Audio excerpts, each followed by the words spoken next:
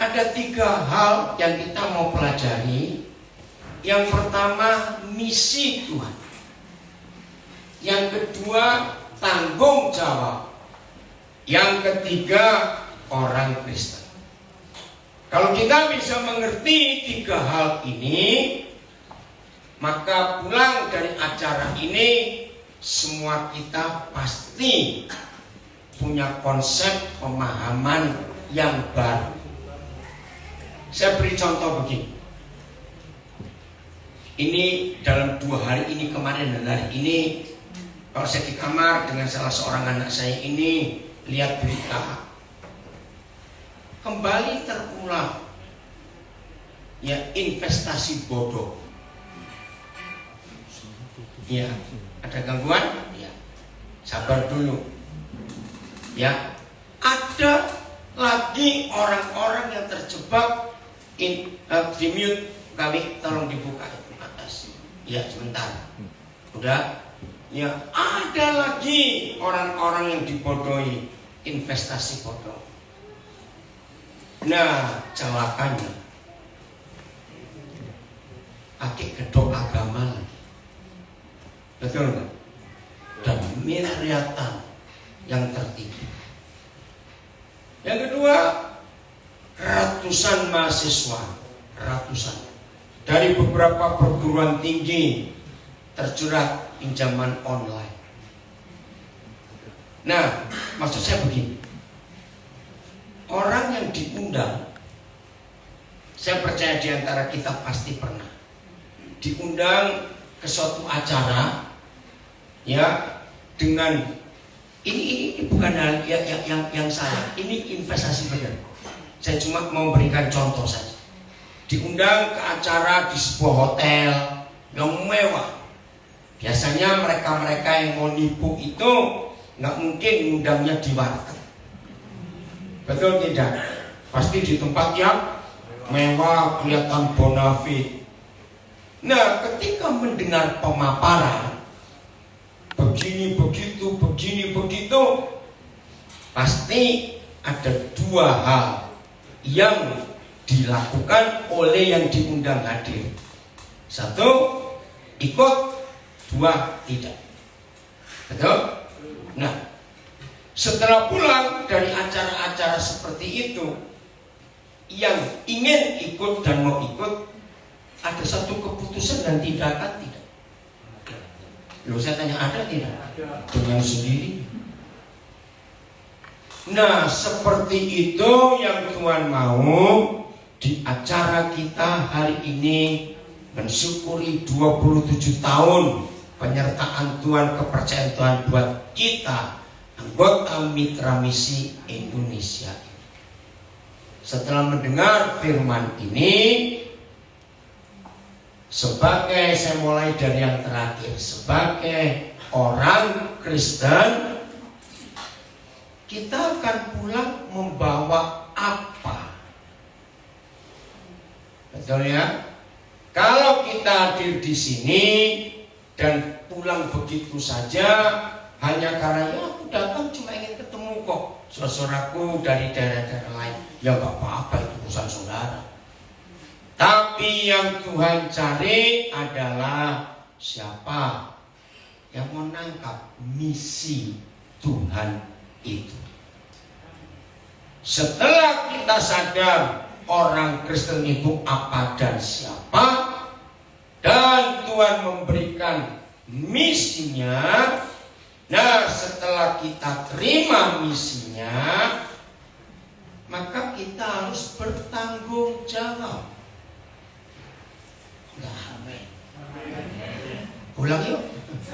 Habis. Betul?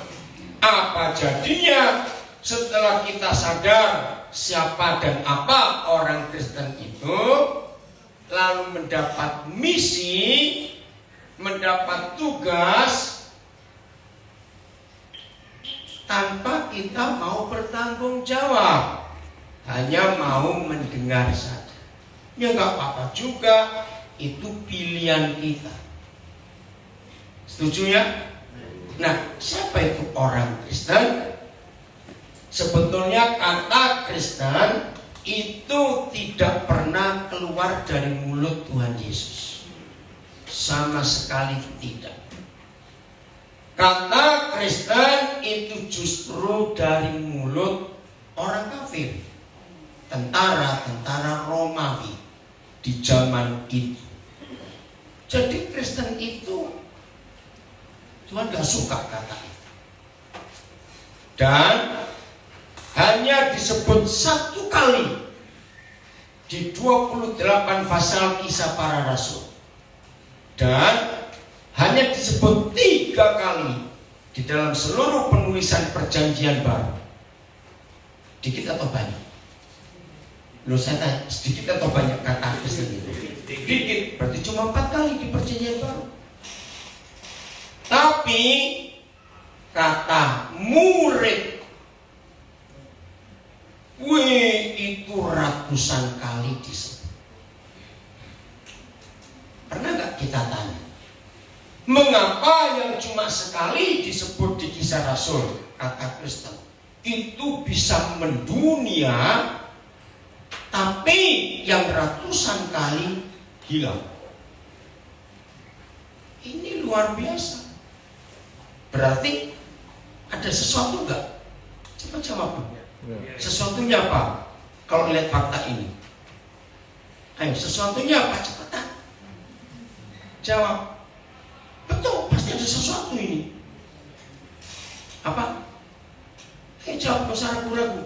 Ya, bagi yang baru tahu saya hari ini, saya ini kalau mau khotbah itu mengajar itu selalu mengajak yang mendengar itu interaksi. Jadi nggak cuma diam saja. Bahkan saya ingin berbagi kepada rekan-rekan saya, para pendeta, pengkhotbah, majelis, menginjil, kalau mengajar, ajak interaksi supaya otak kita juga di-stroke, distimulir, mikir terus. Maka itu saya akan banyak. Kenapa ya? Ya, pertanyaannya saya ulang. Kalau kata Kristen itu cuma 4 kali disebut di kitab di 27 kitab Perjanjian Baru, dan ratusan kali kata murid, jadi seharusnya kita lebih baik dipanggil siapa menurut Alkitab? Murid. Nah, ini yang saya tanya lagi ya, benar.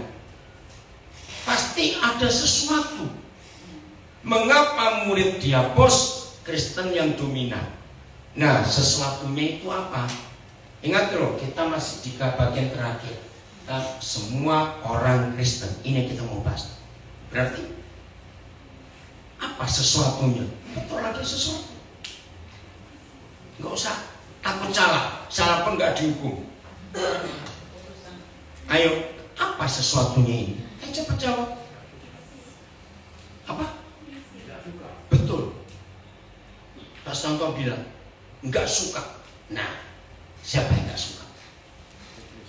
Loh, nggak usah ragu-ragu. Siapa yang nggak suka? Loh, sebenarnya ini orang segini banyak, loh, tolong jawab. Siapa yang nggak suka? Loh, kok ragu-ragu ngomongnya setan, kok ragu-ragu? Siapa yang nggak suka? Yang kuat, supaya mereka dengar. Betul. Iblis nggak suka. Karena sebutan orang Kristen itu tidak akan pernah bisa mengalahkan iblis. Tapi sebutan murid itu punya otoritas yang bisa mengalahkan iblis. Jadi setan nggak suka. Jadi seharusnya tugas tanggung jawab semua murid Yesus. Tapi nggak apa-apa, asal kita ngerti. Termasuk nama Yahweh. Nama Yahweh dari Perjanjian Lama, Kejadian sampai Wahyu, itu dalam bahasa asli Alkitab tertulis 6.000 kali lebih. Tapi setan berhasil menghapus nama Papa kita, sehingga nggak ada satu pun yang tertulis dan diganti dengan nama Tuhan yang lain. Ada sesuatu yang iblis nggak suka. Padahal puluhan kali Tuhan Yesus menyebut Bapa kami yang di surga, terus dikuduskanlah namamu. Nah, nama Bapamu itu puluhan kali. Seharusnya kita tanya, kalau gitu siapa yang nama Papa kita ini? Doa Yesus di Yohanes 17, woi, berapa kali? Kuduskanlah mereka dalam namamu, peliharalah mereka dalam namamu. Sampai kitab Wahyu, di dahi mereka yang berdiri bersama-sama dengan anak domba di Bukit Sion, tertulis nama anak domba dan nama bapaknya. Tapi setan berhasil menghilangkan nama itu dan diganti dengan nama yang lain. Ngeri, saudara.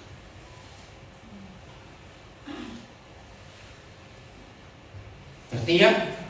Jadi kita ini murid, bukan orang Kristen. Tiap kali kita mendengar kata murid, langsung mikir apa di benak kita? Jangan bilang makan, awas. Belajar. Betul? Nah, maka itu yang bisa bertanggung jawab atas misi Yahweh Tuhan hanya murid Yesus yang suka belajar. Tulis kata-kata. Oke. Kalau kita belajar, itu hal-hal yang kita sudah ketahui atau yang belum kita ketahui. Betul? Apakah ada yang sudah lulus S1 tiba-tiba aku kok pengen lagi lihat buku kelas 4 SD dulu ya? Nah, saudara tertawa bukan? Tapi itu yang terjadi dengan gereja. Gereja tidak akan pernah mau menerima hal-hal baru, sebab gereja terikat dengan doktrin dan dogma. Maka itu tiap kali ada hal baru muncul di dalam gereja, dalam pengajaran yang diberikan oleh Roh Kudus, langsung serentak sesat. Oh, nggak sama dengan doktrin kita. Akhirnya doktrin itu membelenggu Roh Kudus. Saya mau buktikan 2 ayat ini. Betapa hebatnya Roh Kudus. Yohanes 14 ayat 26. Ayo lihat. Nah, tanggung jawab ini tidak akan kita bisa kerjakan walaupun saudara dan saya sudah menerima visi Tuhan. Tolong semua HP dimatikan, bukan silent. Tolong mati, off, bukan silent. Tidak ada yang pura-pura lihat Alkitab tapi saudara jawab WhatsApp, jawab sosial media. Awas, saya nggak suka itu. Anak-anak muda khususnya off, bukan silent. Tolong ya. Ya, Pak Wid, harusnya nggak usah terima telepon itu, duduk aja dengar firman. Lebih penting Pak Wid, urusan bisnis nanti. Ya. Tolong Pak Wid segera masuk lagi. Udah? 1, 2, 3. Doa ayo baca. Yohanes 14 ayat 26. 1, 2, 3. Tetapi penghibur yaitu Roh Kudus yang akan diutus oleh Bapa dan Jadi Roh Kudus ini punya nama lain, penghibur. P-nya huruf besar atau huruf kecil? Berarti dia nama pribadi. Kalau namanya penghibur, maka kerjaannya menghibur. Tapi luar biasa. Penghibur ini kerjanya apa? Baca. Loh, yang akan diutus. Ayo, yang akan apa cepat? Diutus oleh Bapa dalam namaku. Mengajarkan kepada kita berapa hal? Segala sesuatu. Segala sesuatu. Nah, ini luar biasa. Sejak saya menemukan firman ini, saya mengajar semua guru, saya minta semua pendidik, kalau mengajar harus jadi penghibur. Jangan jadi guru killer, istilah dosen killer. Begitu masuk kelas langsung muka dilipat-lipat, jadi sadis sekali. Itu nggak benar gitu. Oke? Nah, jadi mengajar itu menghibur. Maka itu mama-mama dilarang keras ngajar anak-anaknya. Kenapa yuk? Lah jawab lah pura-pura. Kenapa mama-mama dilarang keras ngajar anak-anaknya? Galak betul. Terus bawa pemukul. Sadis. Maka itu mama-mama yang diajar anaknya malah goblok sih. Karena mamanya intimidasi terus. Jadi mengajar itu menghibur. Enggak amin sih. Maka itu saya nggak bisa lihat pendeta kalau ngajar mukanya tegang terus. Wih, enggak. Dia ngajar berapa hal? Baca. Dia ngajar berapa hal? Segala sesuatu. Segala sesuatu itu berapa? Semua. Bukan banyak, salah. Semua. Dengan ayat ini saya ingin meyakinkan para rekan saya pendeta pengkhotbah, kalau saudara berapa kali mengkhotbah kok bingung kehabisan bahan, berarti gurumu bukan Roh Kudus, tapi dosen teologiamu. Kalau dosen kita Roh Kudus, kita nggak akan pernah kehabisan bahan, karena dia mampu mengajar kita tentang berapa hal. Segala sesuatu. Mana bisa kehabisan bahan? Saya beri bukti ya, gara-gara ayat. Kalau ada seorang mati umur 116 tahun, lanjut misal, dan orang ini sejak umur 6 tahun setiap hari dia mempelajari 20 hal baru. Coba buka kalkulator. Jadi dia belajar hal baru selama berapa ratus tahun? 110 tahun. 110 kalikan 365 dikalikan 20. Pertanyaannya, apakah orang ini sudah bisa disebut tahu segala sesuatu? Kenapa? Ayo jawab. Terbatas. Kedua, 20 hal baru setiap hari. Itu kecil kalau dilihat fakta perkembangan ilmu pengetahuan dunia. Saudara, kita merem 2 jam saja. Dunia ini sudah muncul ribuan teknologi baru. Betul tidak? Saudara ke counter HP, beli HP, atau beli kamera, atau beli alat-alat komputer dengan pertanyaan, saya mau tipe yang baru. Ada nggak tipe baru di toko itu? Ada tidak? Nggak ada. Kenapa? Loh ya, kenapa nggak ada tipe yang baru? Sebab pabriknya sudah produksi yang baru lagi. Loh kok nggak percaya saudara saya aja ngomong begini? Betul tidak? Maka itu nggak mungkin ada manusia sanggup belajar segala sesuatu kecuali Roh Kudus yang mengajar. Terus yang kedua, masih ayat 26, apalagi tugasnya. Ini keren sekali. Baca. Dan akan mengingatkan siapa? Kita. Ayo, apa yang diingatkan? Semua yang telah dikatakan. Semua yang telah diajarkan oleh Tuhan Yesus kepada kita. Itu Bapak yang satu tadi di mana? Saya nggak tahu. Nggak ada. Saya lihat ada orang tadi di sini. Enggak ada ya? Ini Pak. Oh pindah. Ya, maaf. Nah sini kalau ngajar saya perhatikan orang. Bekas ada bangku siapa duduk saya akan cari ada di mana. Ini seorang guru yang baik. Perhatikan murid-muridnya. Maka itu kalau seorang ngajar jangan ngomong sendiri, nggak perhatikan yang duduk dengar. Serius. Oke, saya lanjut.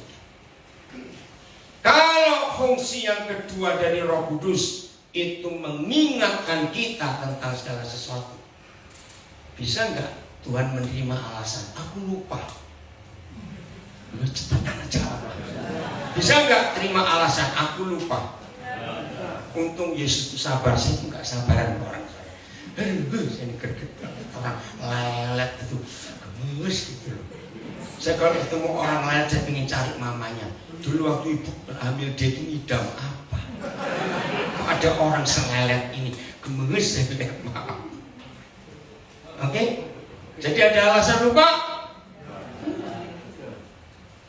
1 Korintus 2 ayat 10. Kita akan gabung kedua ayat ini. Hasilnya luar biasa. Di sini ada ibu dokter juga, ada yang sudah master, ada yang sarjana hukum, ada apa saja. Saya tanya, sudah lulus dokter, sudah lulus sarjana hukum, pengacara, sudah lulus macam-macam. Orang itu tetap harus belajar terus. Jawab, belajar terus kan? Iya, kalau enggak ketinggalan.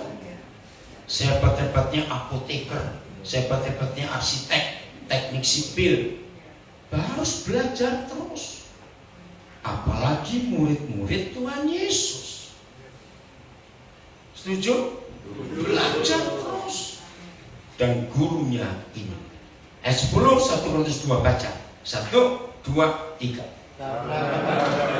Karena kepada kita Tuhan telah menyatakannya oleh Roh Kudus. Ada? Sebab Roh itu menyelidiki berapa hal. Stop dulu, stop. Komanya jangan dibaca. Wih, ini luar biasa. Indonesia selama kepemimpinan Joko Widodo salah satu kemajuan yang hebat yang tidak dimiliki oleh 6 presiden sebelumnya. Selama kepemimpinan Joko Widodo, Indonesia memiliki lembaga research namanya BRIN, Badan Riset dan Inovasi Nasional. Dan salah satu researcher peneliti di BRIN anak saya, Dr. Puput, lulusan Jepang, doktor. Saya dapat info banyak sekali. Mengajar dan belajar tanpa research, tanpa penelitian, ada hasil? Tidak. Saya beri contoh 2 saja. Padi. Memang kalau kita lihat antara Indonesia dengan Tiongkok, sawah padinya jelas lebih besar Tiongkok karena luas. Tapi lembaga riset padi internasional itu adanya di Manila, Filipina. Itu yang aneh. Harusnya Indonesia dong, karena lahan sawahnya luas. Ya udahlah. Tempe, ya ini pasti sudah kaget. Tempe jangan dianggap remeh. Saudara klik di Google, di dunia ini hanya ada 2 makanan paling sehat. 1 tempe dari Indonesia, 2 kimchi dari Korea. Ternyata jamur tempe itu hebat sekali untuk antioksidan, anti kanker. Jamur tempe. Fermentasinya kimchi itu luar biasa. Maka itu di Korea jarang orang kena kanker seperti negara lain karena kimchi. Yang nggak tahu nggak usah tahu, nggak apa-apa. Tempe aja. Nah, yang menyedihkan sudah, riset tempe pertama di dunia itu adanya di Jepang. Jadi Jepang itu memegang hak paten tempe generasi pertama dan tempe generasi kedua. Salah seorang anak saya dokter sekarang ada di Amerika, lulusan Berlin. Ternyata tempe generasi ketiga itu dipegang oleh Universitas Berlin. Saya bilang ini kemana ini orang Indonesia? Dan sampai hari ini Universitas Tokyo dan Berlin terus mengembangkan jamur tempe ini. Luar biasa. Nah, satu-satunya hal yang membuat Indonesia kalah dengan Filipina, dengan Malaysia. Kalau dibandingkan Singapura kita sudah nggak bisa ngejar. Karena Indonesia baru punya lembaga research waktu zaman Jokowi. Presiden sebelumnya nggak pernah meneliti. Maka itu kita kalah terus. Padahal klik di Google, nama orang Sehat Sutarja, itu orang Jakarta, tapi sudah pindah ke Amerika. Di dalam Google saudara akan menemukan Sehat Sutarja, itu orang pertama di dunia yang menemukan chip. Itu orang Indonesia. Kalau nggak ada chip, handphone kita bisa sebesar batu bata. Komputer gede-gede, chip itu menolak. Sekarang sudah ada 4G, 5G, tahu ya? 4G, 5G, Tiongkok sudah sampai 6G. Harus tahu. Penemu 3G itu orang Kediri. Namanya Khairul siapa saya lupa. Cari di Google. Wih, ada banyak orang Indonesia hebat menemukan sesuatu. Maka itu tolong rekan-rekan pendeta, tambahkan ilmu pengetahuan. Sehingga kalau kita khotbah nggak cuma surga neraka, Galilea, Yudea, Samaria, Yerusalem, yang dengar ngantuk. Maaf ya rekan-rekan, tambahkan pengetahuan. Rajin membaca, harus rajin membaca, rajin dengar berita perkembangan informasi teknologi yang luar biasa. Maaf, ini baru kecil, bukan untuk saya. Lihat yang baru kenal saya hari ini kalau saya ngajar. Dari satu ayat muncul berapa banyak ilmu pengetahuan. Karena Roh Kudus menolong saya untuk saya belajar supaya tahu segala sesuatu itu. Oke. Yohanes 14:26 tadi Roh Kudus akan mengajar kita tentang berapa hal? Segala sesuatu. 1 Korintus 2:10 Roh Kudus akan mengajak kita menyelidiki segala sesuatu. Ayo kita jujur.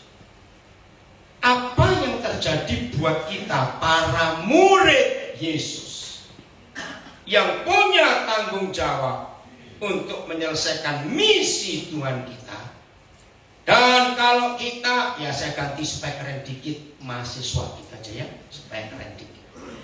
Karena kalau murid ya SD SMP, nggak ada yang namanya itu, diajak mahasiswa. Betul? Bayangkan kalau kita ini mahasiswa, anak-anak muda, kamu senyum gitu loh, diajak wajah anak muda kok kayak om-om begitu. Semuanya semangat. Amin. Masih anak-anak muda kalau nggak semangat, awas kamu. Serius ini ya. Kamu semangat. Ya, dengar. Oke, ayo lanjut. Jawab pertanyaan saya. Apa yang terjadi dengan kita para mahasiswa-mahasiswinya Tuhan Yesus? Kalau yang ngajar kita satu dosen yang mampu mengajar kita tentang segala sesuatu, dan dosen yang sama mampu mengajak kita menyelidiki segala sesuatu. Kira-kira mahasiswa-mahasiswi jadi apa? Genius. Super genius. Super genius. Enggak aneh. Amin. Cari di buku apa saja, saudara tidak akan ketemu ada satu pribadi yang mampu mengajar segala sesuatu dan mampu mengajak menyelidiki segala sesuatu kecuali Alkitab. Amin. Cari.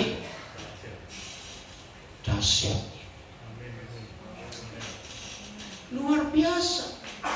Nah, dari 2 ayat ini saja dosen kita itu nggak pernah tidur. Enggak, amin. Ngantuk juga nggak pernah. Loh, nggak percaya. Amin. Roh Kudus pernah tidur? Ngantuk juga tidak. Nah, dosen kita tergantung mahasiswanya. Mau belajar berapa jam sehari? Enggak, amin. Berbahagialah saudara yang mampu mengurangi tidur tapi tetap sehat. Saya nggak tahu Pak Tony masih ingat enggak? Waktu istri saya dengar Injil, saya tuh pernah doa gini. Papa, saya panggil dia Papa. Kalau saya diizinkan tidak perlu tidur, tapi tetap sehat, saya mau. Kenapa? Karena ada dua hal. Saya ingin belajar tiap detik dengan Roh Kudus. Yang kedua, pekerjaan misinya belum selesai di bumi. Orang yang tahu doa saya seperti itu bingung-bingung. Memang saya minta, kalau boleh. Dalam menyelesaikan misi ini 24 jam, kalau kita nggak tidur, nggak selesai juga loh misi. Karena sedunia. Betul? Nah ini, ngerti?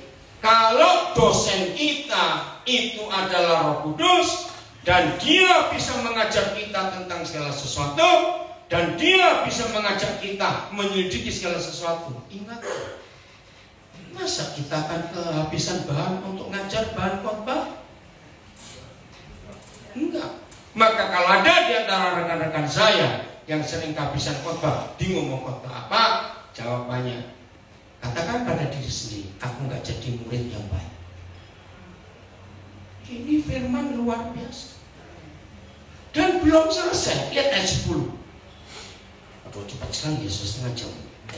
Lihat ayat 10 lagi. 1 Korintus 2. Dalam tata bahasa apa saja, kalau sudah ada kata segala sesuatu, itu tidak boleh koma, harus titik. Kenapa? Selesai, nggak ada lagi. Tapi ini koma. Bahkan baca. Ayo semuanya baca, jangan lihat saya, lihat Alkitab. Bahkan Roh Kudus bisa pertama kali lihat ayat ini. Wow, betul nggak? Luar biasa. Ini dahsyat. Jadi segala sesuatu itu yang ada di dunia ini.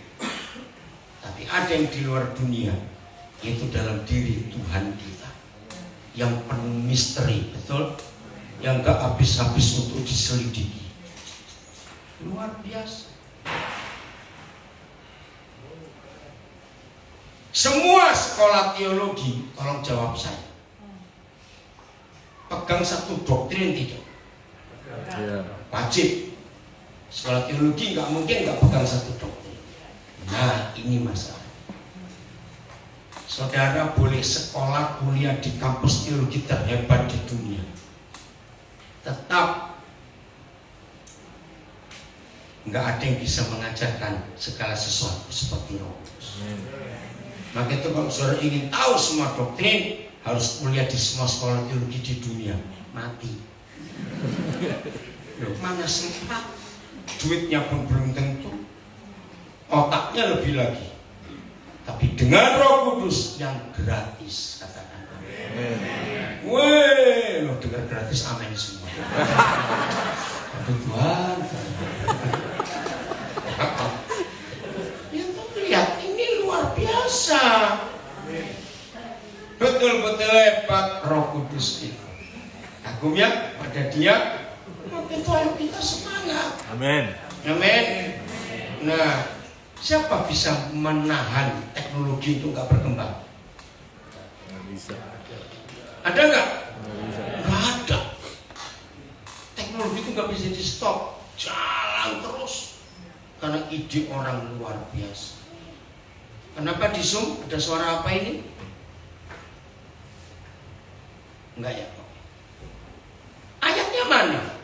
Tentang ide manusia nggak pernah habis. Kejadian 11 ayat 6, coba lihat. Maka itu saudara, Alkitab ini bukan cuma buku rohani yang urus surga, neraka, dunia dan sebagainya, tapi Alkitab ini buku pengetahuan yang hebat sekali. Kejadian 11 ayat 6. Ayo kita baca sama-sama. 1, 2, 3. Dan ia berfirman, mereka ini satu bangsa dengan satu bahasa untuk semua. Ini barulah permulaan usaha mereka. Mulai dari sekarang, apapun juga yang mereka rencanakan, tidak ada yang tidak akan dapat terlaksana. Bulan Mei tahun 83 saya pertama kali dapat pewahyuan ayat ini. Seminggu saya nggak bisa tidur. Bukan karena terus mikir utang, enggak. Karena ayat ini merombak otak saya. Mulai dari sekarang, dari Menara Babel sampai dunia berakhir, apa saja yang Mereka rencanakan, direncanakan manusia, tidak ada yang tidak akan dapat terlaksana. berarti Terlaksana. semua. Begitu saya dapat ayat ini, saya protes. Papa, harusnya ada kecuali. Maling, rampok, pembunuh, pezina, pembuat narkoba nggak kena ayat. Nanti nggak masuk. Begini, segoblok-gobloknya seorang maling, tetap dia punya rencana dulu sebelum maling. Ya kok nggak amin? Ya betul tidak? Nggak ada maling bego gini, lewat rumah kosong terus dia masuk, nggak ada. Ini loh ayatnya. Bayangkan kalau yang rencana buat jahat pun terlaksana. Apalagi murid-murid Yesus yang punya rencana dari Roh Kudus, dijamin terlaksana. Maka itu ayat ini dahsyat. Saudara melihat perkembangan teknologi ilmu pengetahuan yang sedahsyat ini, sumbernya di Kejadian 11 ayat 6 ini. Sampai waktu itu ya saudara, setelah seminggu saya nggak bisa tidur, saya mau coba ngecek. Ya saya ngitung, kira-kira di otak saya tiap berapa menit keluar ide baru. Saya ketakutan sendiri. Maaf, saya ini orangnya radikal kalau ngomong. Bahkan waktu saya bertakta BAB, bertakta keren. Itu saya itu waktu saya jongkok duduk di situ, berapa ide yang muncul. Saya tulis, saya kaget. Waktu itu tahun 83, ternyata tiap 3 menit ini muncul ide baru. Saya bisa ketakutan sendiri. Nah, anak-anak muda,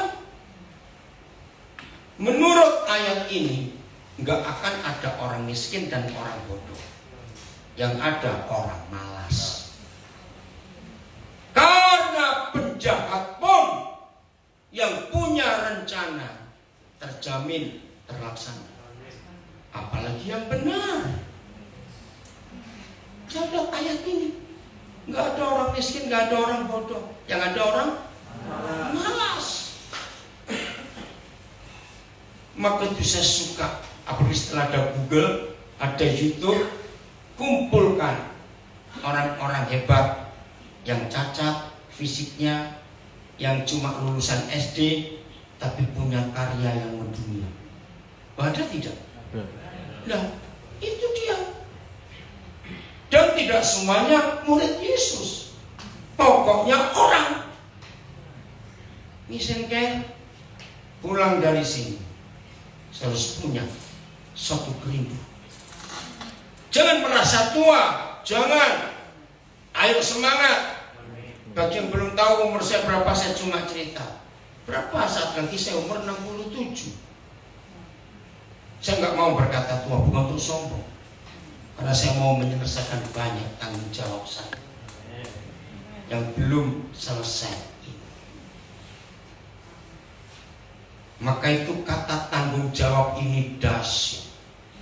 Bukan gelar, bukan uang yang menentukan, tapi Tuhan melihat kita bisa bertanggung jawab atau tidak. Adam dinikahkan bukan karena umurnya, karena bisa bertanggung jawab. Yusuf dinikahkan juga setelah dia menyelesaikan tanggung jawabnya. Nah, kebetulan kalau Yusuf umur 30. Dan sampai hari ini di dalam ilmu jiwa, psikologi selalu berkata, setelah seorang itu mencapai usia 30, baru disebut manusia dewasa, mature. Sebelum 30 itu kecebong. Tahu kecepok? Yang anak kodok yang punya ekor lucu. Maka itu kamu kepala 2 minta menikah, saya blender kamu. Mikir menikah setelah dekat-dekat 30. Itu pun harus dilihat sudah bisa tanggung jawab atau betul. FB nggak ada suara itu. Kenapa? FB nggak ada suaranya. FB ada apa nanti? Jalan sendiri. FB sabar dulu ya. Dengar. Apa lawan katanya tanggung jawab? Bukan gak bisa tanggung jawab, sama. Saya punya istilah dalam bahasa Indonesia. Apa istilah lawan katanya tanggung jawab? Jawab tanggung-tanggung. Maka itu kalau diajak ngomong gitu. Awas kamu. Itu nggak bisa bertanggung jawab. Dan Alkitab mengajarkan luar biasa. Ratapan 3 ayat 27-28. Tolong catat ayat-ayat. Ratapan 3 ayat 27 dulu. Tolong, saudara ada Alkitab di HP enggak buka. Daripada HP untuk nonton yang lucu-lucu yang enggak. Banting saja kalau HP saya enggak ada Alkitab. Ngapain punya HP? Awas ya. Ratapan 3 ayat 27. 1, 2, 3. Adalah baik bagi seorang pria memikul pada masa mudanya. Hebat. Saya pertama belajar. Nah, yang cewek gimana? Kok cuma seorang pria? Ternyata sampai hari ini dunia masih menganut paham. Di dalam masyarakat, kalau ada apa-apa, kejadian baik maupun tidak baik, harusnya kamu bertanggung jawab. Itu untuk laki atau untuk perempuan? Luar biasa Tuhan.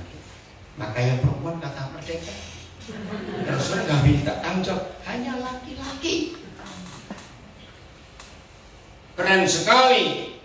Nah, sejak kapan seorang belajar bertanggung jawab? Ayo baca.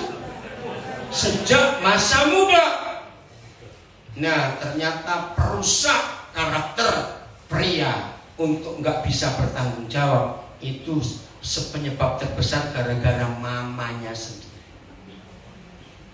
Ketika sejak kecil memanjakan anak, apalagi anak laki.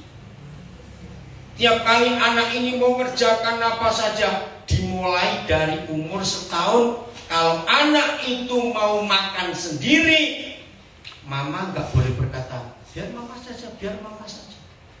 Kalimat biar mama saja membuat anak ini akan jadi perampok dan pemalas. Betul atau tidak? Mama awas, jangan merusak hidup anak. Juga oma opa, jangan memanjakan cucu, awas. Kejam saya marah pada oma opa yang memanjakan cucu. Anak itu jadi rusak hidup. Jadi kalau opa oma pingin punya cucu, jadi mainan baru, beli boneka saja. Jangan merusak cucu. Dengar ya mama papa. Maka itu kalau anak-anak sudah bilang, wah di rumah oma saja, itu malah rusak. Karena di rumah opa oma semuanya boleh. Itu dia. Apalagi kalau cucunya mirip opanya, habis. Setuju? Itu Alkitab ini luar biasa. Seorang pria harus memikul tanggung jawab sejak masih mikul kuk itu tanggung jawab. Ayat 28. Keren. 1, 2, 3. Biarlah ia duduk sendirian dan berdiam Kalau diri. Tuhan dan biarlah ia duduk sendirian dan berdiam diri kalau Tuhan Yahweh membebankan. Jangan ditolong. Biarin dia belajar menemukan sesuatu. Maka itu mama-mama yang merusak anak bertobat. Dikit-dikit biar mama saja, biar mama saja. Hancur anak itu masa depan. Nah, saya cuma istilah saja. Jadi menurut ayat 27, seorang pria itu tangannya harus kasar atau halus? Saya cuma tanya. Oke? Nah, gadis-gadis, kalau kau kenalan pada seorang cowok, jangan cepat ditarik. Rasakannya kasar atau halus? Serius? Loh, iya. Maaf ya, nggak salah. Kalau saya ngomongnya bukan salah loh. Kalau cowok tangannya harus pasti kerja di salon, gitu. Maafkan saya. Nggak salah kerja di salon, nggak salah, betul? Nah, tapi ini cowok harus bisa bertanggung jawab. Kalau nggak bisa bertanggung jawab apa tadi? Jawab tanggung. Maka itu murid Yesus yang nggak pernah bisa bertanggung jawab akan tugasnya, misi Tuhan, maka cuma bisa jawab tanggung-tanggung, nggak akan selesai pekerjaan Tuhan ini. Hebatnya firman Tuhan ini, maka itu lihat, maaf ini saya akan menyebut dua suku saja karena ini paling kacau. Mengapa di dalam suku Tionghoa dan suku Batak, kalau anak pertama laki dan itu cucu dalam, seringkali hancur hidup. Sudah menikah, punya anak, masih merongrong orang tua. Ada tidak? Saya nggak tahu kenapa di dua suku ini saja saya buat penelitian. Karena ada salah konsep buat keluarga Tionghoa dan keluarga Batak. Cucu laki pertama yang meneruskan marga, itu dimanjanya luar biasa. Ada nggak saudara pernah menemukan kasus ini? Nah, itu dia. Ngeri. Maka itu tanggung jawab ini penting.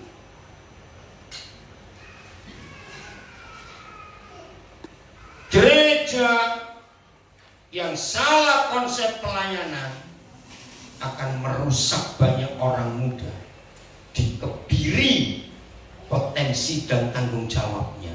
Kok bisa? Karena orang-orang hebat di dalam gereja, ini gereja besar, kalau gereja kecil sudah master, punya gelar hebat, sekolah tinggi, cuma suruh mukuli drum, nariin sebas gitar, pegang multimedia, suruh jadi pemain tamburi. Sedih. Ada potensi orang-orang muda itu bisa menjadi garam dan terangnya dunia. Maka itu saya bersyukur adanya pandemi, banyak gereja bubar, saya bersyukur.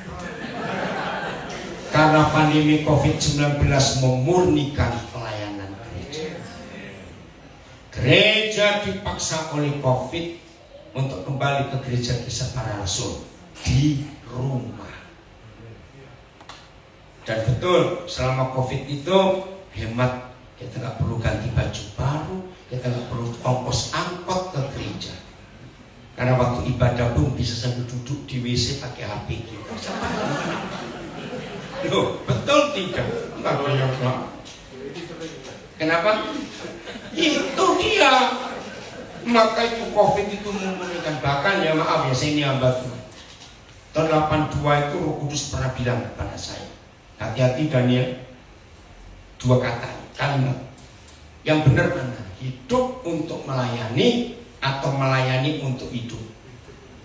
Yang benar mana? Cepetan. Itu tahun 82 Roh Kudus beri saya hikmat itu. Yang betul hidup untuk melayani atau melayani untuk hidup? Nah, selama COVID nggak ada kebaktian on apa di dalam gedung. Yang tetap eksis pendeta yang mana? Yang hidup untuk melayani atau melayani untuk hidup? Hidup untuk melayani. Nah, cepetan lama sih. Yang melayani untuk hidup nggak laku, nggak ada yang undang. Maka itu mereka yang hidup untuk melayani, yang melayani untuk hidup, walaupun diundang Zoom, tetap nyantumkan nomor rekening di bawah. Nggak tahu malu. Pernah nggak dapat undangan Zoom begitu? Kan? Oh sampai sekarang, aduh. Saudara, inilah fakta. Ketika kita lupa tanggung jawab kita sebagai murid Yesus yang harusnya hobinya belajar. Dan kalau kita punya hobi belajar, harus belajar hal-hal yang baru. Harusnya rasa bosan. Nah, dengan Roh Kudus, dosen hebat kita yang mampu mengajar kita tentang segala sesuatu, dan yang mampu mengajak kita untuk menyelidiki segala sesuatu. Setiap hari kita belajar hal baru, nggak antusias. Dalam kitab Ratapan juga terkena Ratapan 3:23 selalu baru tiap pagi.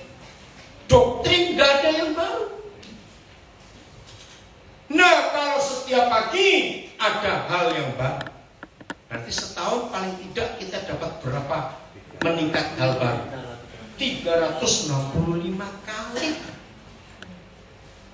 Nggak ada satu pagi pun tanpa ada hal baru yang Papa beri kepada kita. Bila amin. Susah benar sih. Serius, harusnya antusias. Maka itu kalau kita belajar firman harus semangat. Apalagi ya, apalagi. Maaf. Kalau firman ini kita hidupi, khususnya para pengkhotbah, hamba Tuhan, gembala, pengajar. Kira-kira yang kita ajar semangat gak kalau kita mau mengajar? Kenapa semangat? Karena menantikan hal baru. Ada hal apa lagi? Ada hal apa lagi? Kemuliaan buat Tuhan. Saya cuma mau cerita bukan tentang saya. Hebatnya Roh Kudus. Awal-awal pandemi Zoom mulai. Ya, gara-gara itu saya belajar dari anak-anak saya. Habis ini keluaran tahun 50-an. Mana ada barang-barang gini zaman itu. Ya, yang keluaran 50-an yang seumur saya. Maka kita dijuluki gaptek. Tapi gara-gara pandemi, mau nggak mau saya itu kalau saya pelayanan ribet, saudara. Bawa stand ini untuk video, untuk Zoom, untuk Facebook, untuk Instagram. Nah, sejak dulu anak saya itu buat saya 3 akun Facebook, banyak betul. Akhirnya terpaksa orang sudah tahu semua. Nah, awal-awal ini teman-teman saya pendeta nelfon, kalian kok berani tiap hari live? Saya tuh nggak ngerti pertanyaannya, lagi sekali untuk Tuhan ya. Ini bukti apa yang saya hidupi di Yohanes 14 di 1 Korintus 2. Loh, apanya yang susah? Cuma tinggal buka HP terus saya duduk ngajar kok. Ternyata teman-teman saya pendeta bukan HP-nya kok, tapi bahan-bahannya. Oh, saya baru selama Zoom ini, maka itu saya bersyukur ada pandemi. Saya ini kalau hari Minggu minimal saya bisa ngajar di 4 negara, cuma duduk di rumah. Iya, tepuk tangan dong. Itu saya alami selama pandemik itu. Istri saya berkata, kamu ini lebih sibuk selama pandemik daripada enggak. Habis nggak perlu kemana-mana, hemat transport saya. Yang minta Zoom saya itu, maka itu hampir nggak ada hari yang saya nggak ngajar. Saya bersyukur dengan teknologi ini. Waktu itu saya pengen ketemu Eric Yuan. Siapa dia? Penemu aplikasi Zoom. Eric Yuan ada di Amerika sekarang. Saya pengen ketemu, hanya bilang terima kasih ya, kamu menemukan aplikasi Zoom, sehingga firman Tuhan tersebar. Jadi tiap hari saya itu ngajar. Bisa 4 kali sehari, bisa 5 kali, tergantung.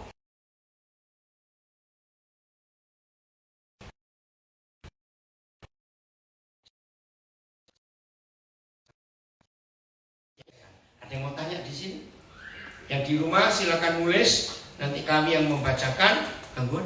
Ya, Facebooknya off. Facebook off. Sinyalnya ini Tadi mati dia. mati mana? Waduh. Ini yang Karena terus dia disuruh off. yang suruh off. Iya. Facebooknya suruh off. Maaf. Suruh berhenti. Kenapa ya? Ini boleh. Ya coba. Ya biar nyambung lagi nih. Kameranya kok kesini? Ya. Ayo, ada yang mau tanya? Silakan. Ada yang mau tanya?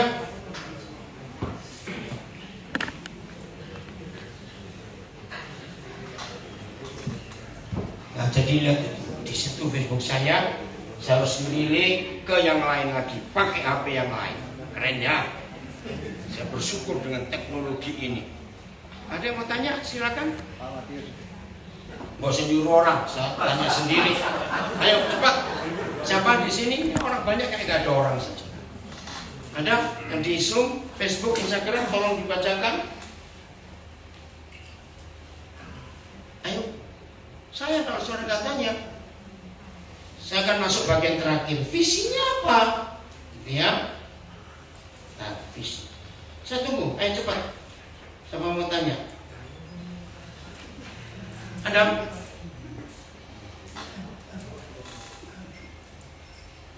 Nggak ada. Nah, sayang sekali kalau nggak ada yang tanya. Oh, kok nggak berani? Saya nggak nyokot, nggak jujur, nggak berani. Tanya.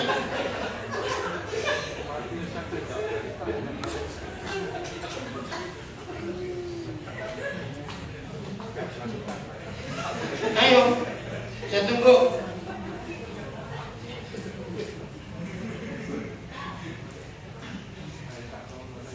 Ada? Anak-anak muda, ini banyak anak muda kok, nggak semangat begitu. Ada? Ayo. Mana? Ada nggak? Kalau nggak tanya nanti suruh naik tanggung. Wes ojo nyuruh orang tanya. Hari ini tanggal berapa hari ini? 17. Saya nulis tanggal dulu. Ayo cepat. Ayo cepat. Siapa mau tanya? Ada? Yang di bacakan tolong, ayo yang di rumah jawab, tanya juga dong. Supaya kita bisa belajar bersama-sama.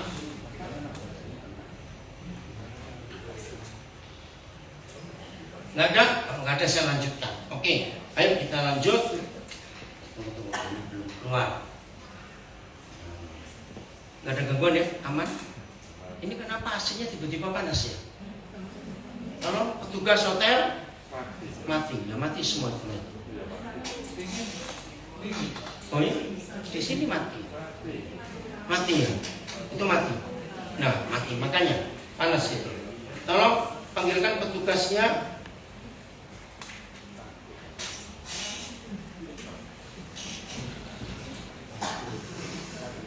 Bentar ya, saya beri dulu yang lain karena ini sempat putus aja. Sudah? Oh ya, silakan. Ayo tanya apa? Cepat. Wi, videonya Wi. Arahkan. Tunggu. Siapa? Oke, Pak Matius, pakai mikrofon dong. Tolong pinjamkan mikrofonnya. Ya, duduk aja nggak apa-apa. Ayo Pak Matius, silakan. Ayo mikrofon bisa cepat. Masih mati ini AC-nya. Bagaimana ini? Mas petugas hotel? Bukan. Oh bukan. Oh dong, terus ini. Panggilkan petugas hotel. Ya silakan Pak Matius. Bagaimana belajar dengan Roh Kudus? Yang kuat suaranya. Sesuai bodi badan besar suara kecil kita. Bagaimana pakai mic? Ya. Bagaimana belajar dengan Roh Kudus? Itu aja pertanyaannya. Bagaimana belajar dengan Roh Kudus? Yang mau diajar. Yang nggak mau diajar, Roh Kudus nggak mau ngajar. Maka itu timbulkan semangat suka belajar. Pak Matius lihat cara saya ngajar. Saya suka belajar karena saya memberi kesempatan Roh Kudus. Ya tadi saya ngomong, kalau saya memberi kesempatan Roh Kudus 6 jam mengajar saya sehari, dia akan ngajar 6 jam. Kalau saya memberikan kesempatan 30 menit pada Roh Kudus, berarti cuma 30 menit. Itu saja. Hanya Roh Kudus yang tahu kita suka belajar atau tidak. Sama seperti anak kecil. Kalau suka makan, yang nyuap senang. Kalau makannya dikemut nggak ditelan, males yang mau ngasih makan. Nah itu. Suka belajar nggak? Oke. Udah itu aja. Ada yang lain? Ada Wi? Nggak ada. Ada satu lagi saya beri kesempatan. Ayo cepat. Pak Tony. Ya udah, kalau nggak ada, kita masuk misi. Misi Yahweh Tuhan kita. Apa misinya? Kita buka 1 Timotius 2 ayat 4. Ini misi yang belum selesai sampai hari ini. 1 Timotius 2 ayat yang keempat. Ayo kita baca sama-sama. 1, 2, 3.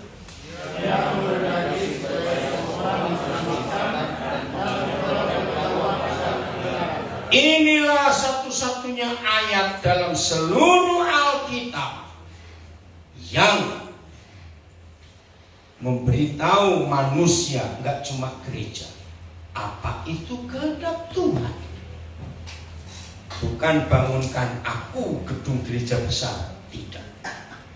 Buatkan aku sekolah teologi, tidak. Buatkan aku sound system alat musik yang wah, tidak. Buatkan aku bukti doa, tidak. Lakukan doa puasa, tidak. Rajin doa pagi, doa siang, doa sore, doa malam. Kapan kerjanya? Tidak. Inilah satu-satunya ayat dalam seluruh Alkitab yang memberitahu kita apa itu kehendaknya, yaitu baca. Yang menghendaki supaya berapa orang?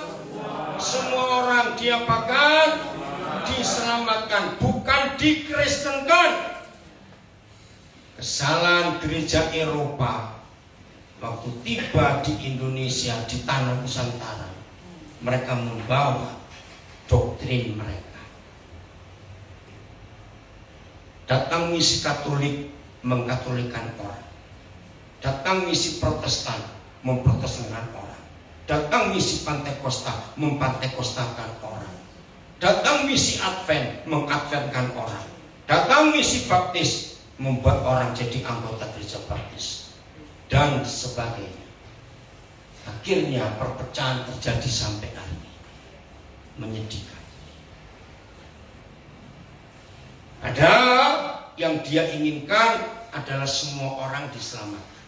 Nah, sedikit kemarin sore sudah saya bagi. Apa itu diselamatkan yang bukan dikristenkan? Diselamatkan itu artinya mengembalikan posisi manusia berdosa kepada posisi semula waktu manusia dijadikan.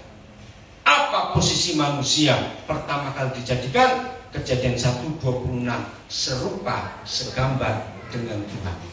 Sekarang setelah dosa masuk, kita serupa segambar dengan siapa? Setan. Betul? Nah, ini misi dari Tuhan, bukan mengkristenkan orang, supaya semua orang memperoleh pengenalan kepada kebenaran. Siapa kebenaran itu? Tuhan Yesus. Ini yang Tuhan minta. Kita dapat tugas untuk mengembalikan posisi orang kepada posisi semula dengan berbagai macam cara. Ini tugas kita yang harus kita lakukan dengan serius. Tidak boleh main-main atau tanggung-tanggung. Coba saya tanya. Begitu kita ketemu orang yang bukan Kristen, kata pembuka kita, Ibu, Bapak, Saudara, saya mengenalkan Tuhan Yesus. Terima atau tolak? Ini kesalahan misi. Ternyata membawa nama Yesus, orang pasti menolak. Maaf, sama seperti kita yang sudah Kristen.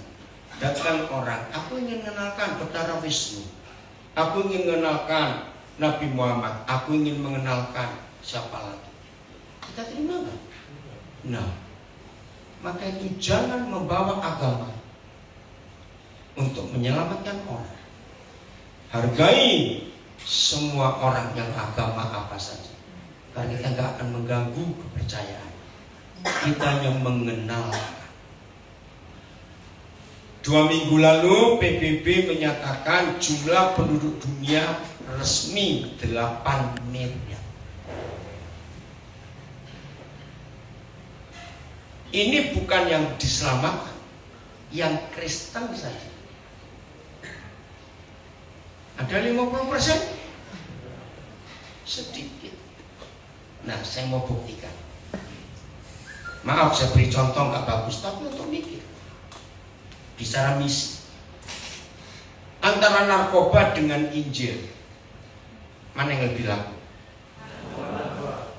Aneh. Loh, ini pemikiran saya. Ada 4 hal yang saya mau bagi antara narkoba dengan Injil. 1, siapa yang pakai iklan antara narkoba dengan Injil? Injil. Gak ada orang jual narkoba pakai iklan, goblok. Betul kan? Nah, logikanya yang laku yang pakai iklan atau yang nggak pakai iklan? Faktanya ini loh. Kalau gereja tidak menyadari kekurangannya dan tetap sombong, kita kalah dengan setan. 2, mana yang gratis, mana yang mahal? Injil gratis. Ayo jawab cepetan. Injil gratis. Injil gratis. Narkoba mahal. Kira-kira sekarang sabu-sabu 1 gram hampir 4 juta. Jangan bilang, Pak Dina tahu bandar. Awas dong. Awas. Bayangkan 1 gram. Lihat kasus Kapolda baru yang mau dilantik di Jawa Timur, sudah tinggal pelantikan. Tahu-tahu dia pedagang narkoba. Itu setan itu luar biasa merusak. Jadi seharusnya yang laku yang mana? Yang gratis atau yang mahal? Yang gratis. Yang ketiga, dampak atau efek atau impact atau akibat.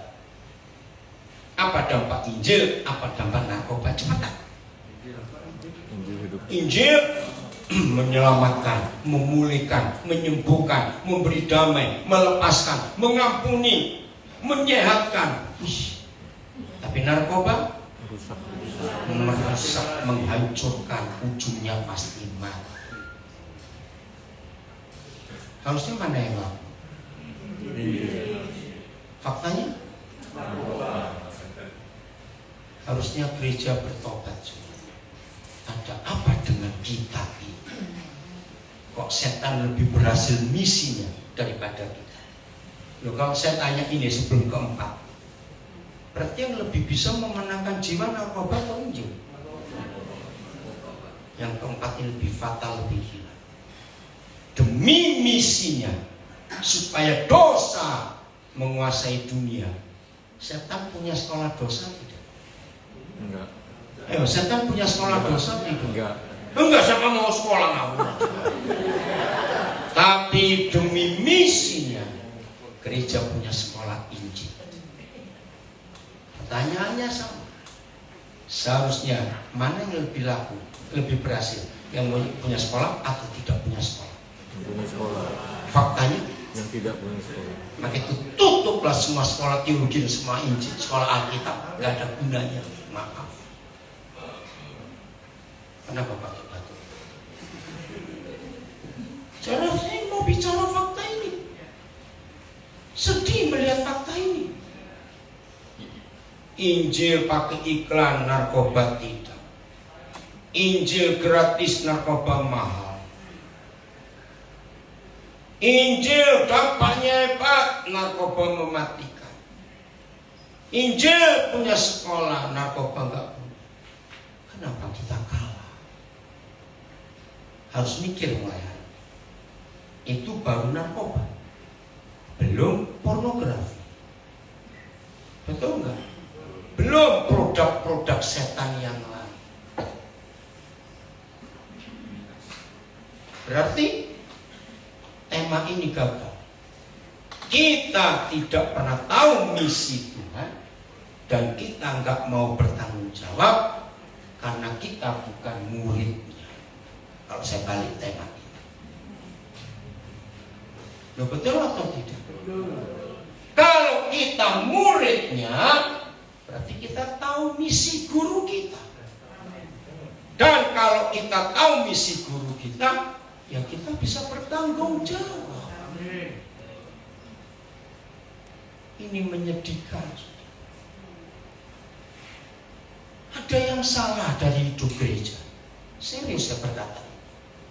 Kalau nggak salah, nggak mungkin begini.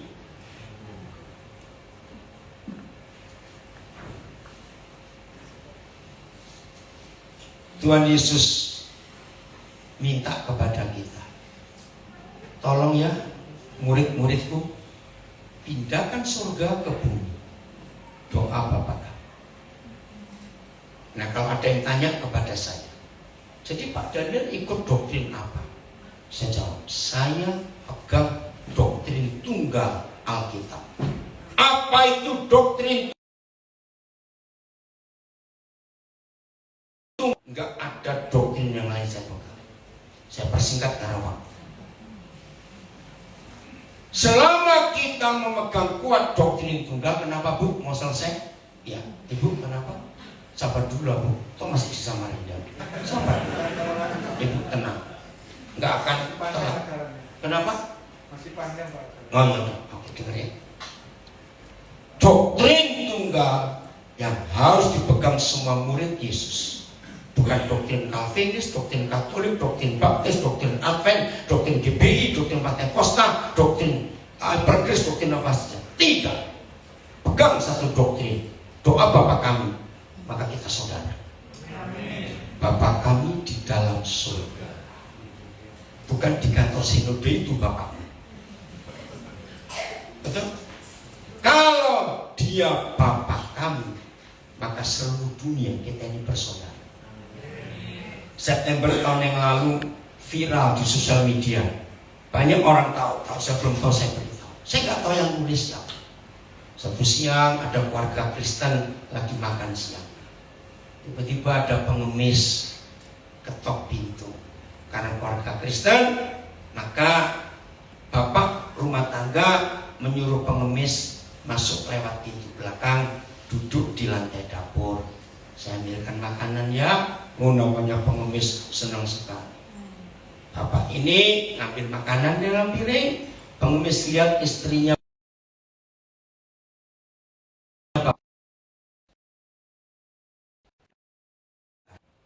Bapak kami dalam surga. Bapakmu dalam surga. Orang ini mikir. Aku salah ngomong nggak? Enggak. Ulangi ya. Ya. Bapak kami dalam surga. Agak kencang. Tetap bilang Bapakmu dalam surga. Ketiga kali. Ulangi ya. Ya. Bapa kami di dalam surga. Bapakmu dalam surga. Akhirnya ini gak jadi doa. Loh, kamu dengarnya apa? Bapak kami. Kenapa kamu bilang Bapakmu? Ini loh. Yang nulis saya kagum atas saya. Kalau aku berkata Bapak kami, berarti kita saudara. Kalau saudara, gak mungkin aku makan di lantai, keluarga makan di dalam. Wih, itu kata-kata. Bagaimana saudara menghargai orang lain sebapak dengan kita? Mari kita baca ayat ini. Kisah Rasul 17 ayat 26. Untuk membuktikan bahwa kita sedunia ini bersaudara. Maka itu doa Bapa kami itu dahsyat kalau kita aplikasikan dalam hidup. Coba Kisah Rasul 17 26. 1, 2, 3. Ulang. Ayo semua. 1, 2, 3. Dari satu orang saja Dia telah menjadikan semua bangsa dan umat manusia untuk mendiami seluruh muka bumi.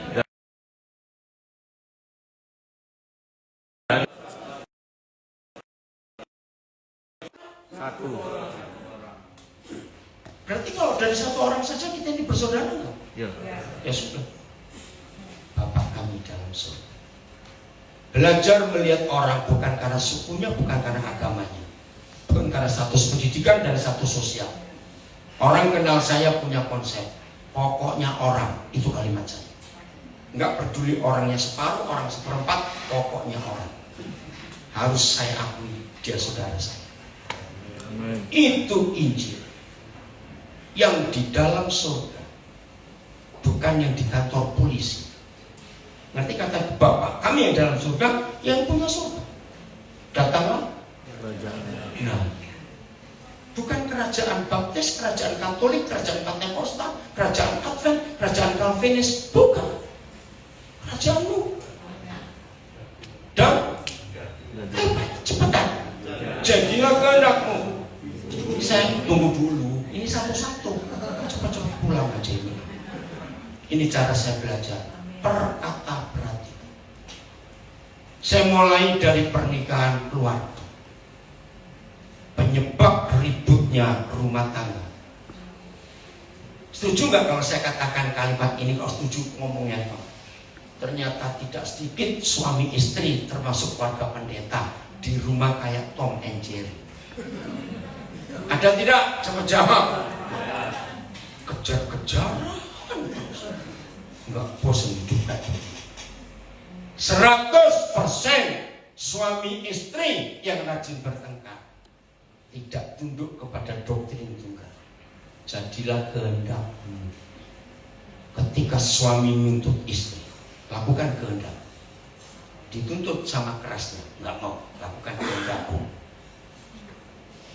Lu perang? Yo saya tanya perang. Doktrin memecah belah atau menyatukan? Jawab, doktrin memecah belah atau menyatukan? Karena doktrin A berkata, ini yang benar, kamu yang salah. Sederhana, jadilah kehendakmu, maka kita semuanya bersaudara. Amin. Nggak ribut-ribut. Nah, kalimat yang betul, supaya bumi jadi seperti surga.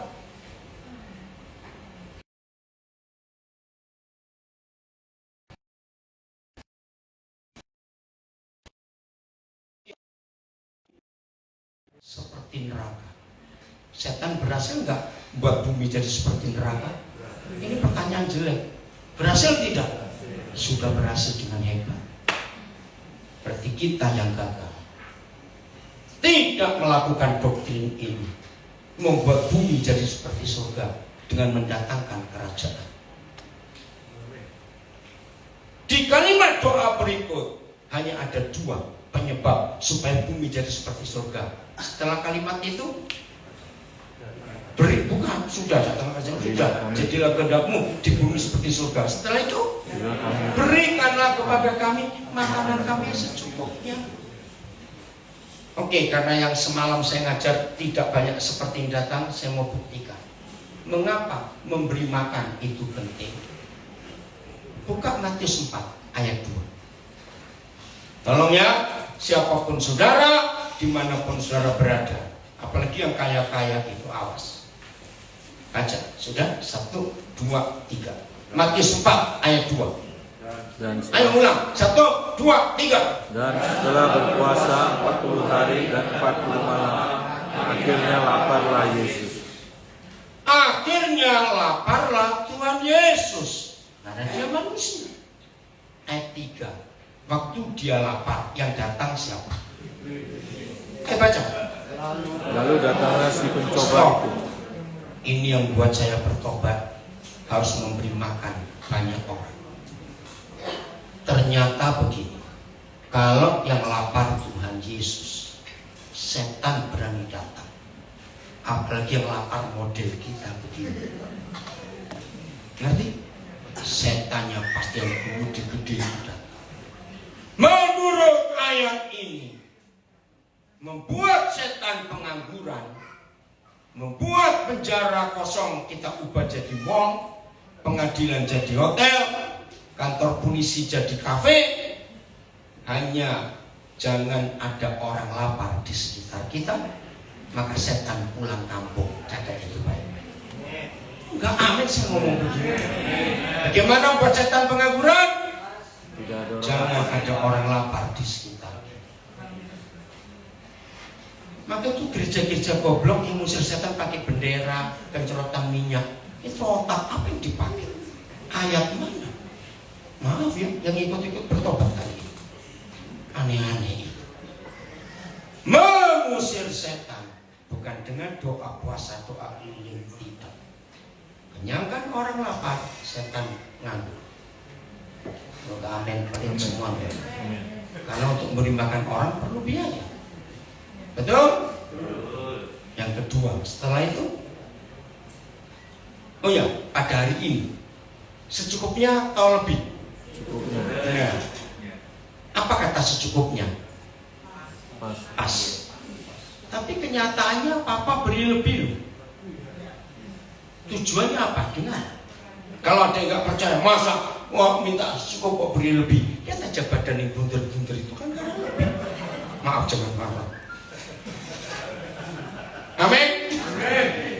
Gak usah nolak lihat sini. Mengapa minta secukupnya diberi lebih? Saya belajar dari seorang sahabat saya, pendeta Eliezer itu. Karena di sekitar kita banyak orang belum kenal papa yang sebaik papa kita. Ketika papa tahu kita minta secukupnya, dan papa lihat di tetangga-tetangga kita ada yang belum makan, dia beri lebih supaya lebihnya kita lagi. Maka yang suka simpan makanan hari ini buat besok, dosamu 4 kali lipat. Catat baik-baik. Kecuali warung dan restoran. Kalau rumah tangga tidak boleh. Makanan hari ini harus kita habiskan. Kalau nggak habis kasih tetangga. Kami tinggal di Papua, tetangga kami 100% Toraja, pelihara babi. Kalau hari itu makanan kami belum habis dan nggak ada yang mau makan lagi, babi yang makan. Kasih.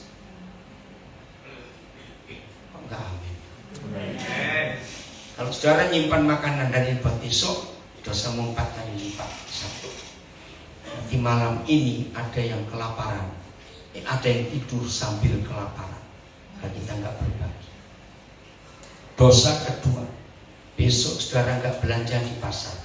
Kasihan para penjual sayur, daging semuanya. Karena kita nggak belanja. Yang ketiga, makanan yang dipanasi lagi itu sehat atau tidak? Ya wis. Yang keempat, perintahnya untuk hari ini saja. Besok ada lagi yang baru. Yang pelit nggak akan setuju, terserah. Setelah itu doktrin tunggal dan bukan, ayo doa Bapak kami dan ampunilah kesalahan kami. Mengapa Jokowi presiden kita sejak bulan Juni yang lalu, ketika si kurus krempeng pelongo-pelongo yang ngejekkan begitu, berani ke Ukraina dan Rusia, dunia gempar. Ya betul tidak? Saya bangga dengan presiden kita sekarang ini. Kan ada yang hebat-hebat, presiden dunia Amerika contohnya, Perdana Menteri Inggris, Perdana Menteri negara Eropa, Australia, semuanya lah. Tiongkok juga, maaf, yang berani membuat damai dan mendamaikan. Kalau dianya sendiri, kenapa Bu? Suaranya hilang, FB. Tidak apa-apa, sudah biarin dulu. Ya sabar dulu ya, memang sinyalnya saya nggak tahu juga. Ya biarin nih, usah. Ketutup. Ah, ketutup. Iya. Sip, lagi nyari FB. Kenapa? Lagi nyari FB. Mungkin karena Loh. konek ke Bluetooth itu. Sekarang itu ketutup. Tuh hilang lagi. Enggak hilang. Enggak dimatikan. Ya udah, ini aja, ini. Ya, oke ya, biarin. Maaf, Tuhan tolong sinyalnya. Kenapa hanya Jokowi yang berani mendamaikan?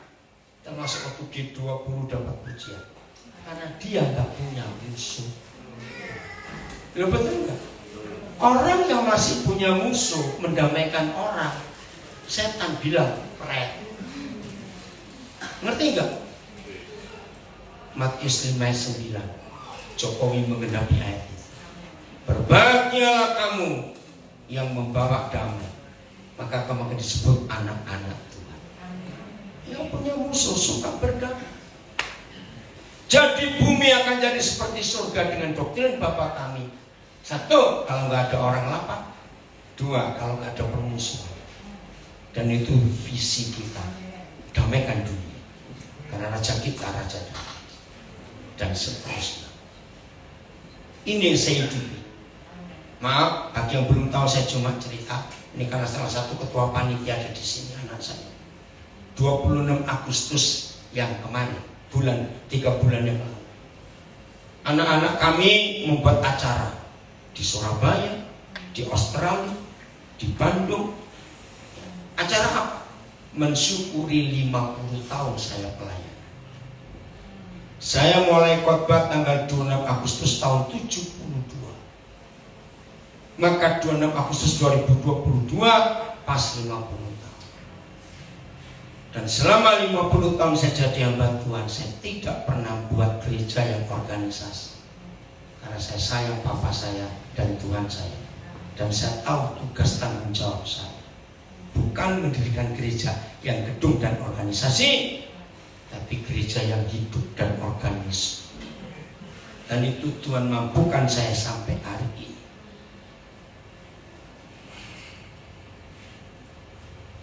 Selamatkan semua orang, bukan Kristenkan semua orang. Buat bumi jadi seperti surga. Dimulai dari keluarga. Sebelum saya tutup, ada yang mau tanya sampai di sini? Saudara kamu, saudara nggak tanya keterlaluan saya. Kok diam? Ayo cepat sebelum saya akhiri. Betul? Nggak ada yang mau tanya? Ya sudah, siap membuat bumi jadi seperti surga? Ini misi Papa kita yang belum selesai sampai hari ini.